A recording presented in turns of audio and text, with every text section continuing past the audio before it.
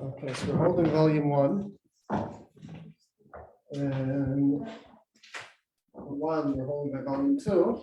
Today we're starting volume 1. So put them everyone to the office. It's chapter 31.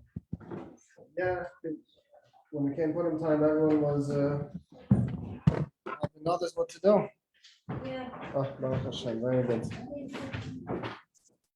So now we're going to start. Thank you. An interesting set of halachas. Now, until now, this set of halachas is a little bit different.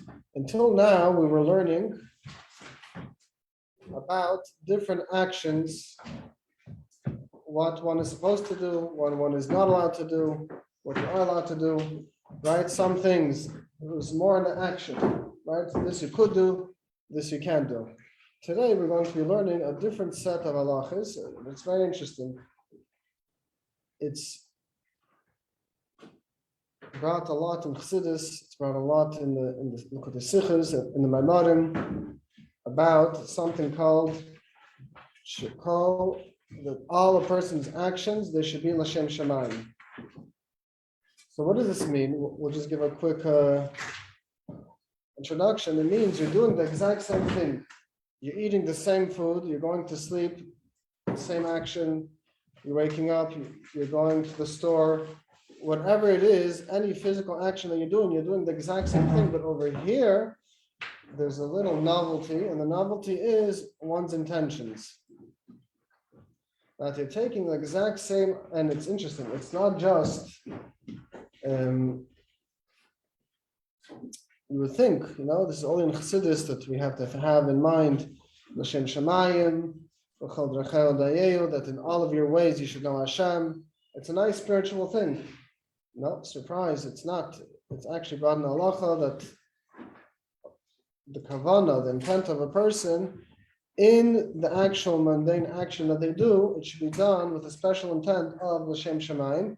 And then you'll see, then the action itself, even though the action may be mundane, it could be chol, you're eating, you're walking, you're sleeping, you're talking, whatever it is, but when you do it L'Shem Shamayim, when you do it for the sake of heaven, for the sake of Hashem, to serve Hashem, then you're elevating the mundane action itself that you're doing.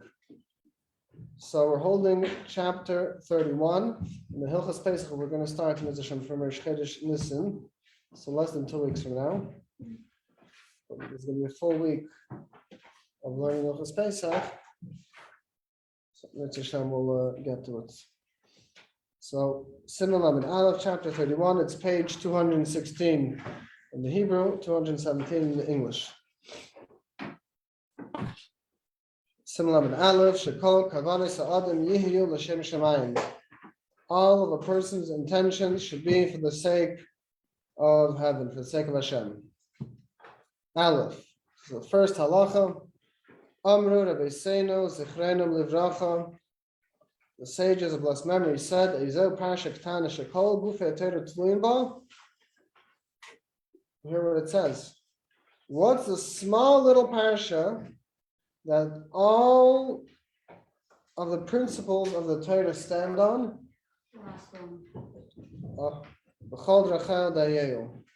the pasuk says, in all of your ways you should know Hashem. B'chol drachecha dayeyu. Literally 3 words. B'chol, in all drachecha of your ways, your day-to-day life, dayeyu. It should be done in a way that you do it to know Hashem. Dayeyu, that you should know Hashem through your day-to-day life.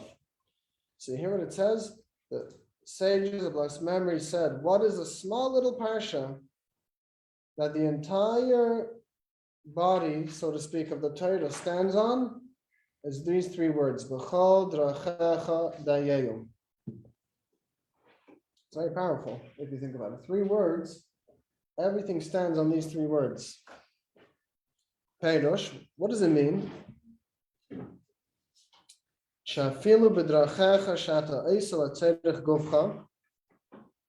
Even for those things that you're doing for the sake of a person's physical body, you should know Hashem and you should do it for the sake of Hashem. So as we mentioned over here, so this is a big novelty, so to speak, over what we were learning until now. So until now, we're learning different halachas. This you're allowed to do, this you're not allowed to do. We were learning actions, but those actions were directly a mitzvah, right? Putting up a mezuzah, and reciting a blessing before you eat, after you eat, the laws of Purim, how to give a loan, how to take a loan properly according to halacha, so on and so forth. Now, the novelty is these actions are not necessarily actions of a mitzvah. They're done for the purpose of a person's survival. If you cannot eat, you can't survive, right? I don't know, maybe some people could. I can't, right? So when you do these mundane actions, it's not necessarily screaming, I'm a mitzvah. In essence, the action is a mundane action. And in the mundane action, you have a way of doing it and it becomes holy, and that's with the proper intent. So here the halachas we're learning are the proper intent when you do the mitzvahs. So as we mentioned, das Hashem, when you do the action, it should be done to know Hashem. And you do the actions for the sake of Hashem, may his name be blessed.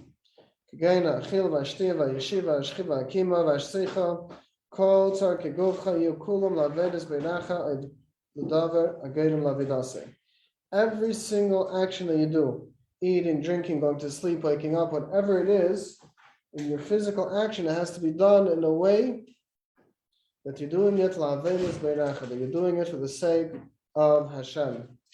Or even though if right now you can't do it for the sake of Hashem, but at least it should cause something, it should help you serve Hashem better.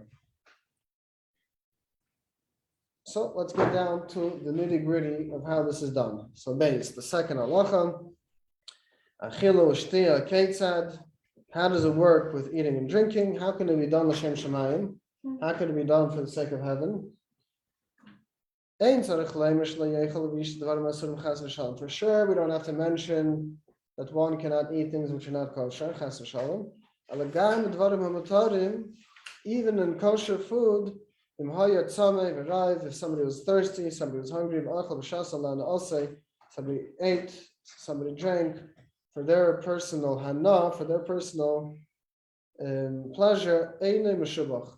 We just learned now about this. Oh wow, look, you see, and it's not just chassidus. It's Ran Allah also. Sorry? Yeah, see? Einay meshubach, that's not the proper way to do it. Ali skavin, b'achilose, v'shtiyose, one should have in mind when they're eating and when they're drinking, she'iyah le'koyach la'avedas habayda. That you should have strength to serve Hashem. Now, as we learned earlier on in the year, the halachas of eating before davening. Right? Everyone remember that? It wasn't just eating before davening. Eating before davening is not allowed. But remember, why is, according to strict halacha, why is one not allowed to eat before they daven? Because it says, you're going to ask Hashem for all of your things. It's not nice for you to sit down first, have a nice meal, and then you remember, oh, I have to go and ask Hashem for what I need, right? It's not proper. It shows a little bit of gaiva, but so we do it. So how's that possible? The answer is because when you eat for the sake of being able to daven properly, for the sake of being able to have the koyach, to have the strength, to concentrate, to focus better in your davening, so it's not gaiva anymore. It's not, you're not, because why? What's the difference? Look, if you analyze it for a second, you're doing the exact same action. Person A who's eating for the sake of eating and person B who's eating for the sake of davening, in their action, they're equal. Right? They're both eating. Exactly. The main thing is what's one's intent, what's one's kavanah. So person A, if they're just eating before davening for the sake of eating and not for the sake of davening, that can be done because the kavanah, the intent, changes their action. Now what they're doing is an action of gaiva, of haughtiness. Person B was eating in order that they should have the koyach, they should have the strength, in order to daven with better kavanah, in order to have the strength to daven. This changes the whole action, the intent that one has, the kavanah that one has. It's no longer an act of haughtiness, it's no longer an act of gaiva, but it's a mitzvah. You're doing it l'shem shemayim that you should be able to daven. So this is true not just before davening, but any time that a person eats, any time that a person drinks, the kavanah should be that you should have the strength to serve Hashem.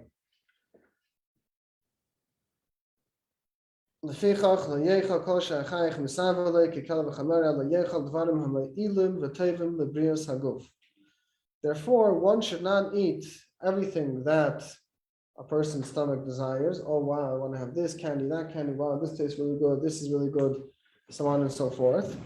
Rather, one should have things that strengthen the person, that are good for one's health. Because why? Because the whole eating is not for the sake of enjoyment, rather it's for the sake of serving Hashem. There are anshe meiser sheken mechila emrim hini nereitz alacha v'lishtis kadesh eya barim chazak v'avenis v'avenis barach shmai.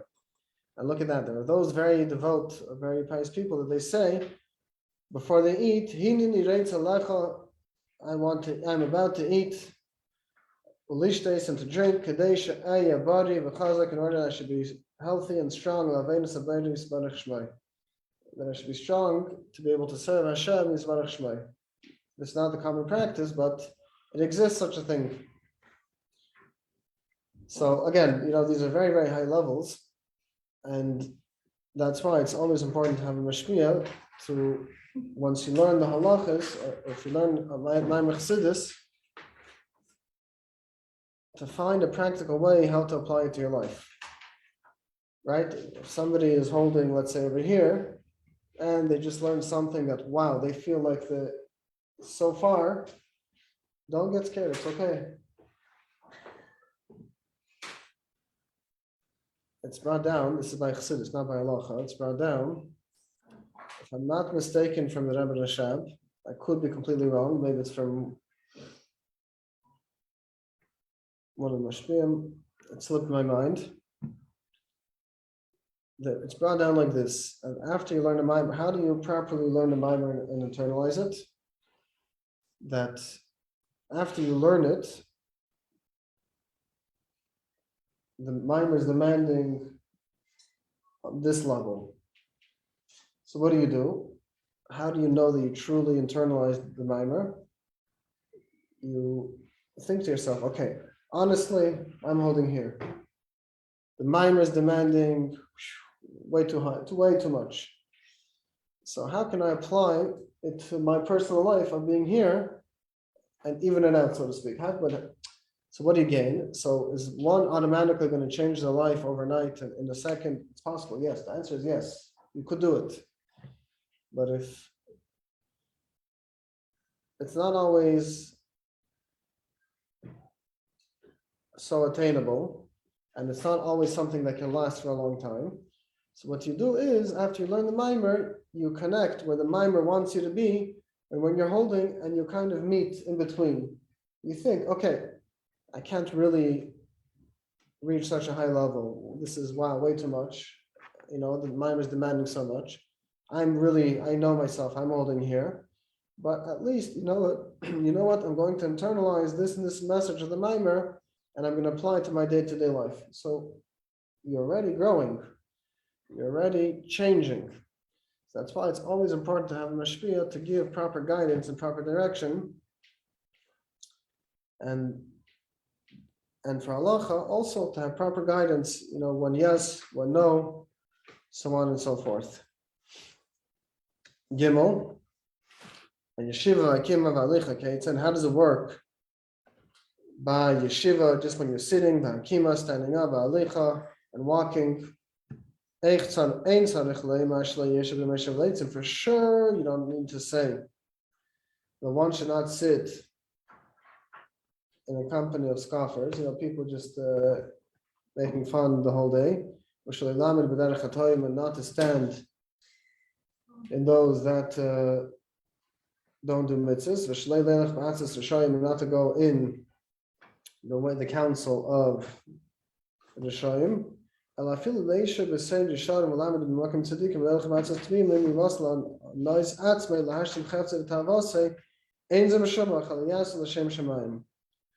Even if when you're sitting with scholars, Torah scholars, you're sitting with the devout and pious Yidden and with Chassidim.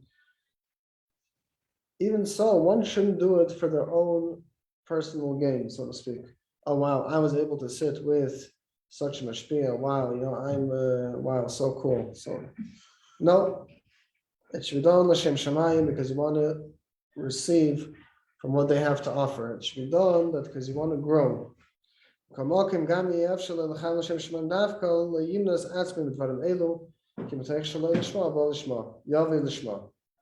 This is interesting.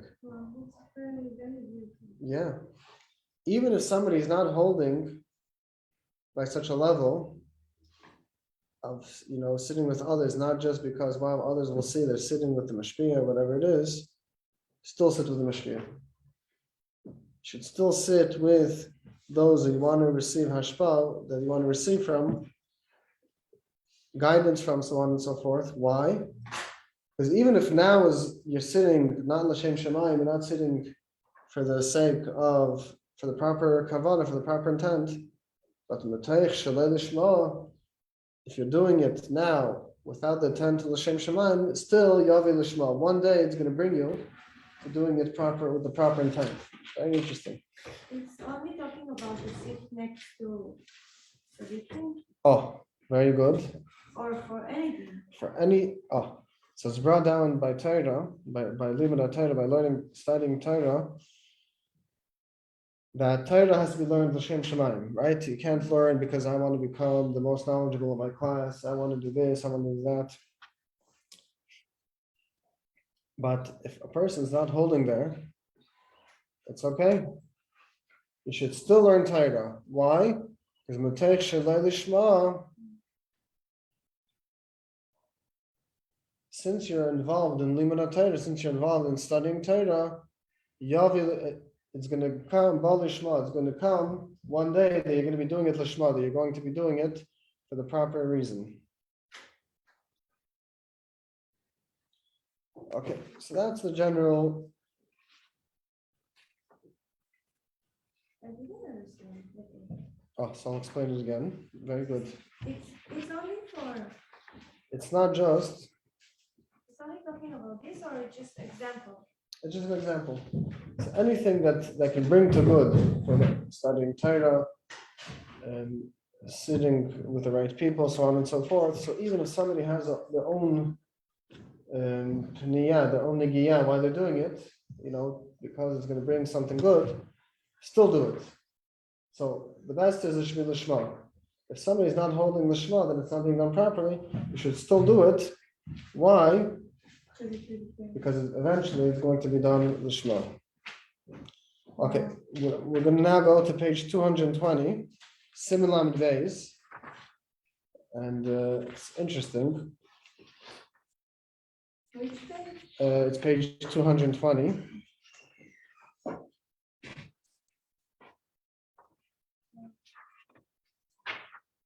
Sorry, no, page 228. We're going to do Simulam Gimel.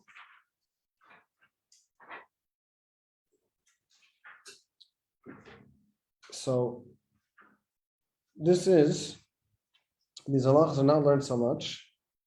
You hear bits and parts, but they're important to know. And there's a lot to discuss about them, so we'll get to it. So Simulam and Gimel, Dvarim Asurim Mishum Sakana, things that should not be done, they're forbidden because of Sakana. Now, this is interesting. We have a general rule in Halacha of Chamira Sakanta Me'isura, that something, so it's Simulam and Gimel, chapter 33, page 229. There's a general rule in Halacha. Often, if something was done, something kosher was mixed with not kosher, so on and so forth, sometimes it would be okay because in some cases it could be potentially nullified. The non-kosher ingredient becomes nullified within the kosher, and it's as if it's not there. So in Halacha, in Halacha, in many instances, it's brought down that we don't say these leniencies when it comes to things which are because of danger, because of sakana, because it could be a danger to a person. Because chamira sakantam is surah, because something which is forbidden because it is dangerous is much more severe than something which is forbidden because of an avera, because it's not kosher.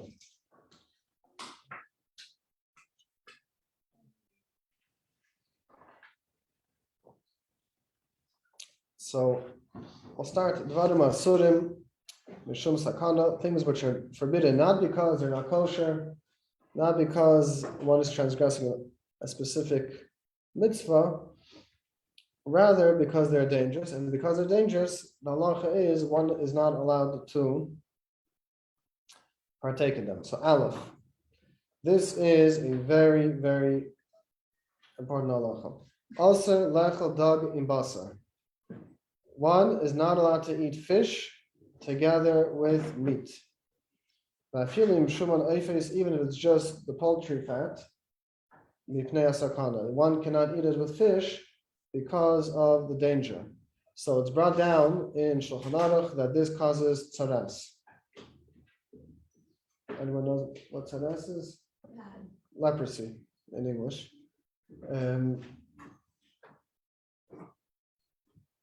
The ein litzah is basrim dag b'tana echad. One should not roast or broil meat together with fish in one oven. Kishotana katan, when it's a small oven. Only when one of them is covered. But in large ovens, we don't have to be worried. It's allowed. Why is sakana? Oh. Very good question. Because it's brought down that it can cause leprosy, it can cause tzaras. I just don't finish. I still don't what? Can you say the word? Tzarat. In English, it's leprosy. It's in Chumash, it's spoken about a metzora, somebody who has spots on them. So eating fish and meat, it's brought down that it can cause this. Now, this is a very common thing. You're cooking for Shabbos, yeah? Is it big enough oven, like if there's two levels, like what? Oh, very, very good. That's a good question. What does it mean, a big oven? We'll get to it in a second. It's very, very good. And there is potentially a difference if there's two levels. We'll explain right now. This is a very good question. So this is a very, very, very, very practical thing. Anytime, let's say you're cooking for a meal, for a Shabbos meal, for a Yom Tov meal, or for any other meal, often, if you have two courses, one of them is going to be fish and one of them is going to be meat, right? It happens sometimes. And this is such a common question. Oh no, I already cooked it, or my kids put it in the oven, and I had a pan of chicken, and I had a pan of fish, or I had a pan of meat, and I had a pan of fish. What do I do? So first of all, the halacha is that one should not cook them together. Rather, it should be separate. Now, over here, if you notice, we have two exceptions that are brought down. One exception is if it's covered. If one of them is covered and the other one is not covered, it's not a problem. Can anyone guess why? Yeah. So,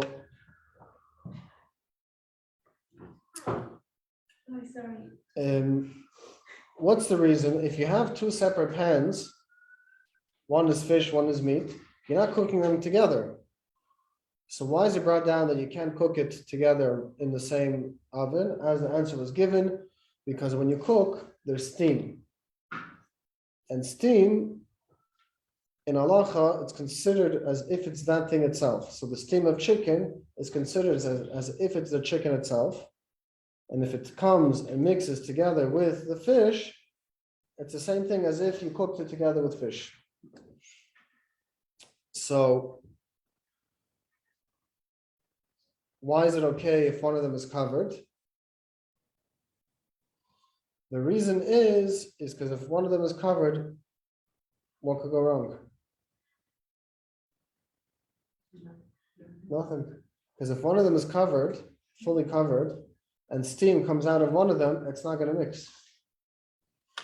And the steam cannot come, even if the other covered pot is going to have steam, it's not going to leave.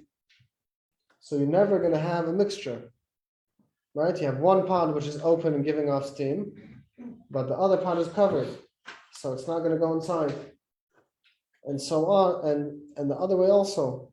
The other pot which is covered, even if it's going to create steam, it can't leave. The steam can't leave. It's covered. So it's never going to mix. So therefore, you see, they're never going to mix together. Another leniency which is brought down is a tanner gadol. This is not so simple. This is not so simple. If it happens, the best is to call a rabbi with a question, because not every tanner is considered a tanner gadol. See, it's really case by case. And another point was brought out that what if you have two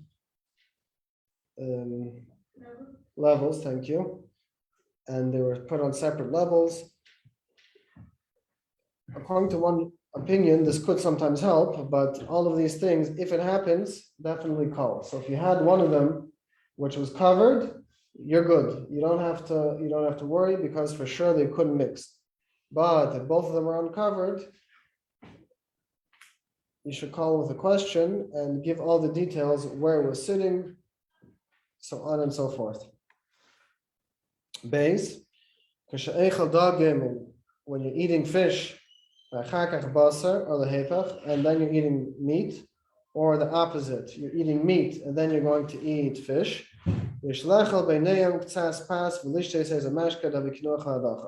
One should eat in between a little bit of bread and to drink a little bit, because then that's considered kinuch hadacha, because this is going to cleanse the mouth, so the tastes won't mix.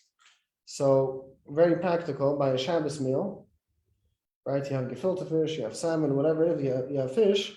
So practically speaking, most likely, anyways, you're going to have something in between.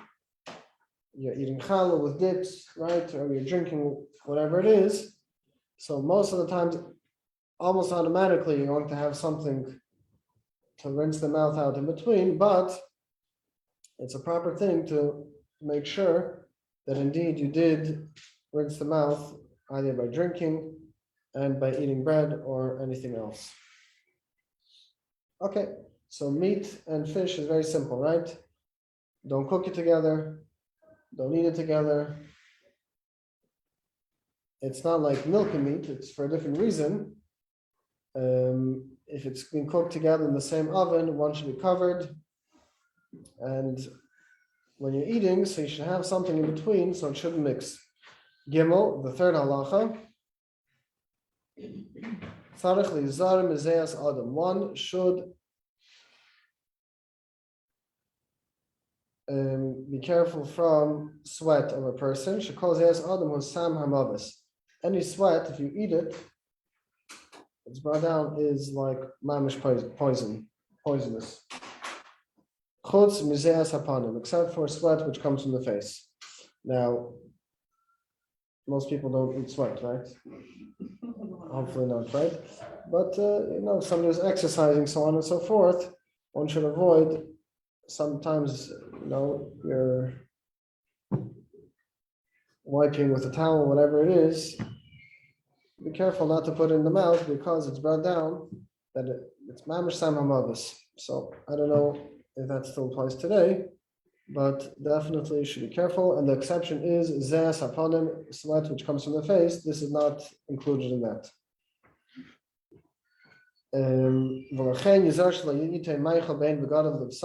So practically, this means that one should be careful not to put food.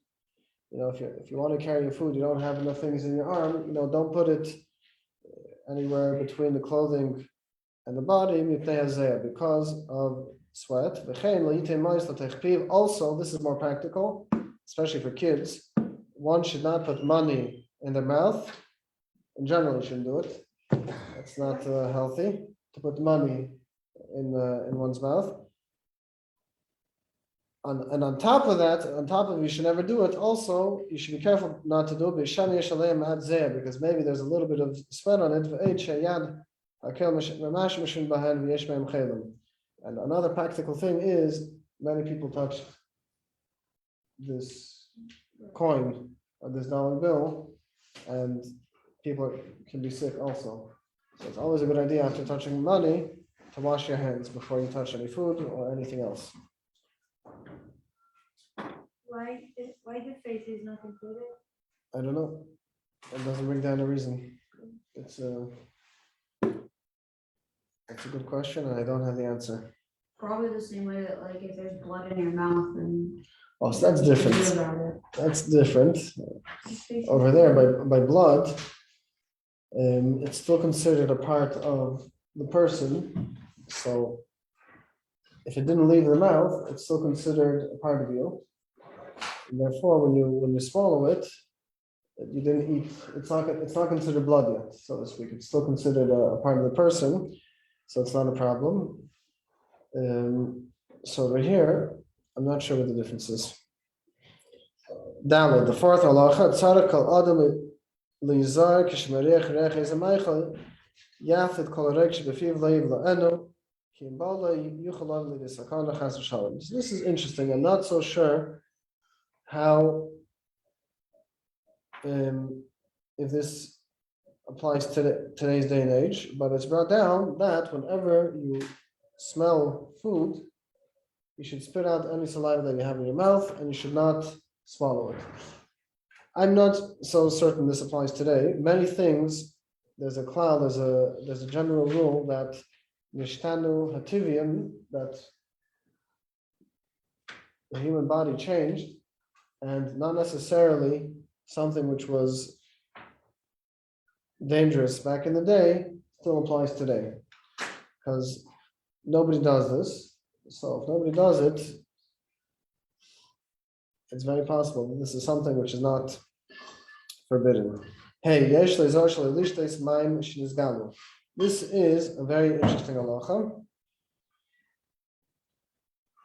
and we are still careful about it, even though in Shulchan Aruch it's brought down that there's room for leniency. Water or any liquid which is left overnight uncovered you shouldn't drink it anymore. Right? So if you're leaving any drink overnight, you have to make sure that it's covered. Vav. Also, litin darmaichel imashkim tachas amita. Afilohim mechusim mipnei sherachra sheir aleihem. Bakfarim yesh machzikim tapuch adam b'shem achol tachas amita is v'yesh lazir malzeh. This we are still very careful about. And it is not to leave food or drink under your bed, even if they're covered. And the reason is because there's the Ruach Ra, literally translated in English, evil spirit, but that goes on them. And it's brought down that in some villages, they store the potatoes under or other food under the bed, but they should be careful not to do it. Now, so practically, one shouldn't store any food under the bed because you shouldn't eat it afterwards. If after the fact it happened, don't right away throw it out.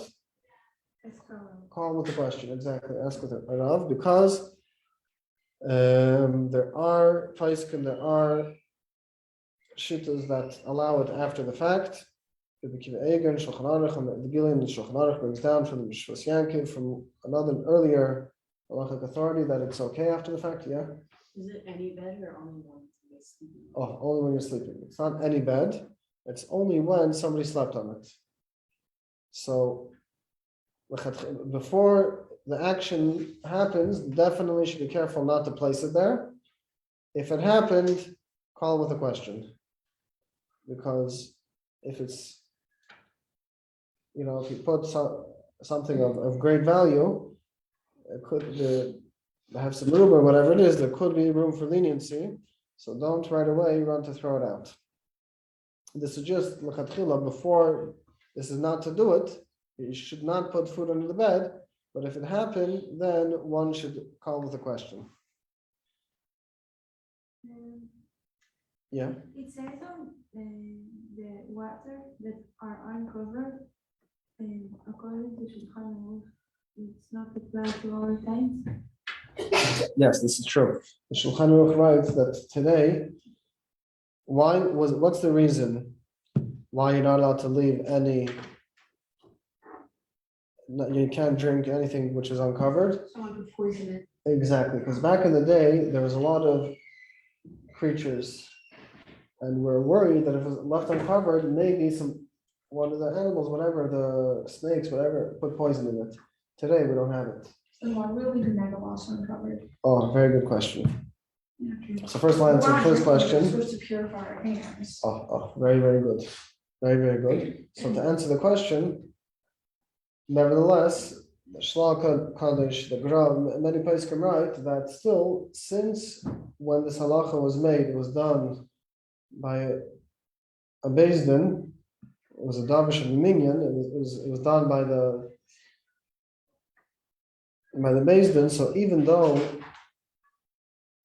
the reason no longer applies, but we still do it.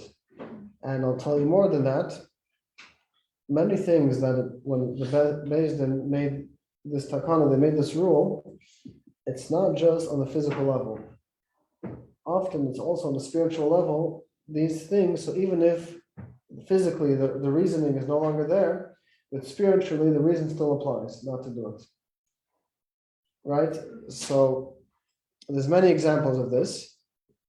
So even though Batla Taima, even though the reason for why they did it no longer applies, but still the Batla Gzeira, the rule still is in place. And often it's because there's also the deeper meaning behind it, and this reason stays forever. And to your question, the answer is, that's a very good question, and the answer is, it's actually brought down to cover the Nagavasa. But since on a very superficial level, the reason doesn't apply anymore, so we're lenient on that, because we're not, at the end of the day, we're not drinking it. And since we don't have the Kesef Mishnah, whatever, actually discusses this, since we don't have the main physical reason of why the water becomes a problem, doesn't apply anymore, so we're lenient not to cover the Nagavasa. But when it comes to drinking, we're still careful not to. So very good questions. Is it okay to cover it? Oh, the Nagavasa? Yeah, if you want to, you can do it. You definitely don't have to. If you want to, it's not a problem. They sell, I didn't go with cover, I know. Sorry, They do they sell sell? I think they do. I think they do. right here, I never seen them. I think they do have the covers. It's mostly sold for when people are traveling. Let's say they're taking an overnight bus and they want to wash Nagelwasser. So they sell it with a cover, so when you open it, you can wash and spill it out. That's usually why they sell it. Because most people today they don't cover because there's no problem with leaving it overnight, strictly speaking. Zayin v'chen yizar mikol devarim mevim lidei sakana.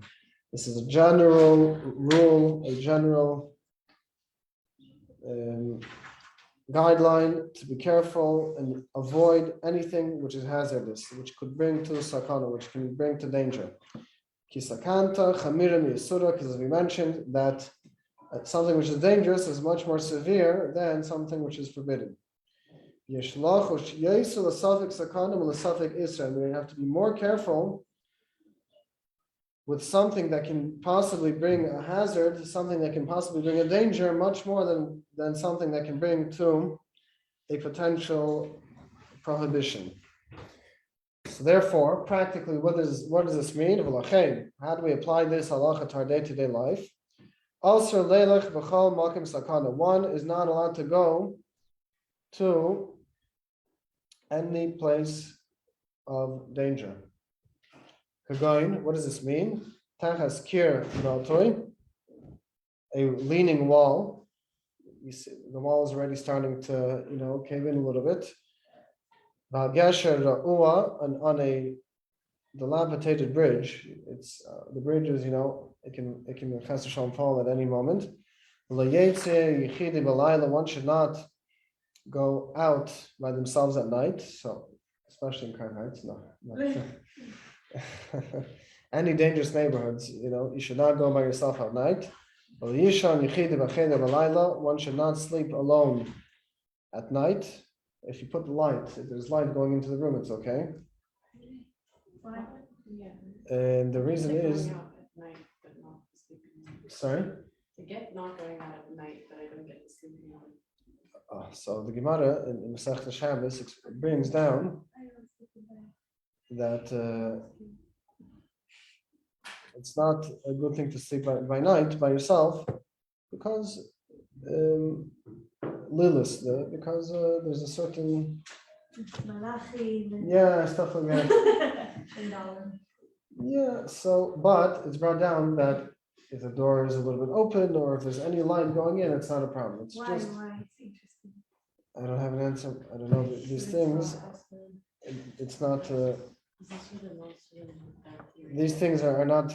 They're not often. They're not brought down with a reason. They're just something that Chazal tell us not to do. Also, one should not drink water from rivers by night, or to put somebody's mouth on the spout to just drink random water. Because maybe you're going to come to drink something harmful. Okay, Eretz Hashem, we will continue. Rabbi Hanok is going to be here tomorrow. I'm going to be here Be'ez Hashem Thursday, so we'll continue that Be'ez Hashem. Thank